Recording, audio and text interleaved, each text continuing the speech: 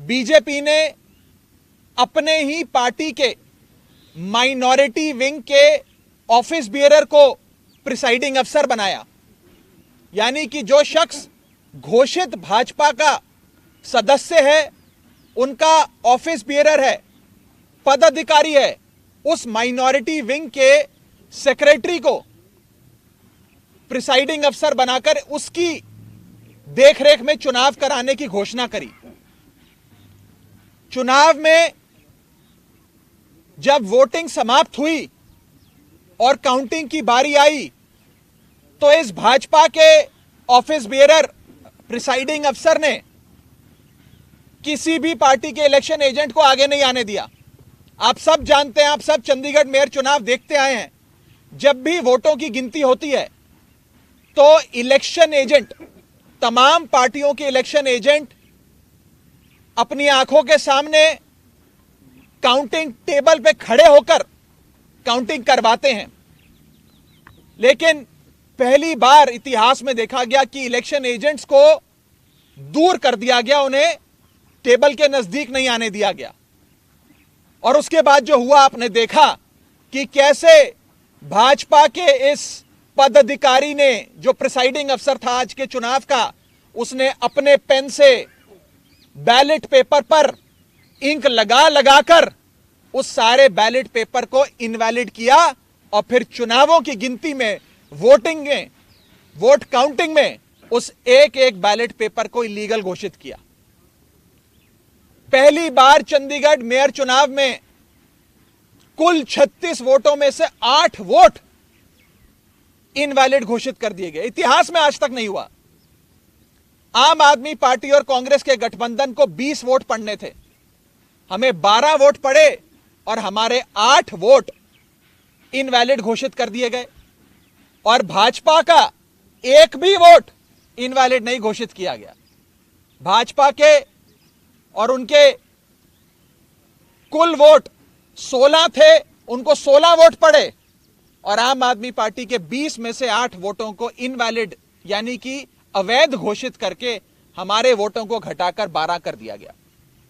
साथियों, जब भी किसी भी वोट को अवैध घोषित किया जाता है या इनवैलिड करार दिया जाता है तो उस वोट को दोनों पार्टियों के काउंटिंग एजेंट को दिखाया जाता है अवैध घोषित करने से पहले। यह डमी बैलेट पेपर है जो मैं आप सबके सामने लाया हूं।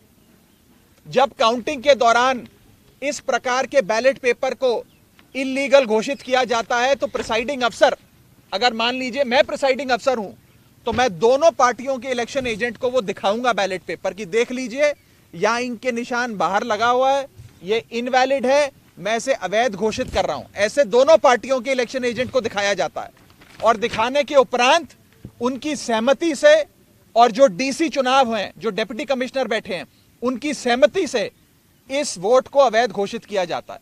लेकिन आज ये नहीं हुआ। आज ना इलेक्शन एजेंट को दिखाया गया, ना डीसी को दिखाया गया, और बस एक एक कर आम आदमी पार्टी के वोटों को और कांग्रेस पार्टी के वोटों को अवैध घोषित कर दिया गया। यह दिखाता है कि भारतीय जनता पार्टी इतने छोटे से एक मेयर के चुनाव में, म्युनिसिपल कॉरपोरेशन के मेयर के चुनाव में, अगर इस प्रकार की गैर कानूनी असंवैधानिक घटनाएं को अंजाम दे सकती है, तो आप सोचिए कि लोकसभा चुनाव की हार देखते हुए ये लोग क्या करेंगे। क्या भाजपा इस देश को नॉर्थ कोरिया बनाना चाहती है कि इस देश में चुनाव ही ना हो, और चुनाव सिर्फ उसी स्थिति में हो जहां भारतीय जनता पार्टी पूरी मशीनरी को रिग कर पूरी चुनावी प्रोसेस को विशिएट कर चुनाव जीत सके।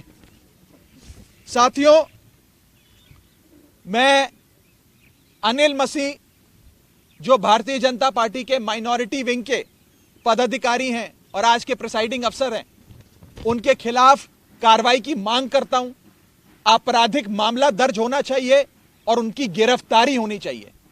ऐसे लोग और ऐसी पार्टियां जो हमारे देश की लोकतंत्र की सरेआम हत्या कर रहे हैं, उन लोगों को बाहर रहने की कोई आवश्यकता नहीं है। उन लोगों की सही जगह जेल है, उन लोगों को जेल होनी चाहिए।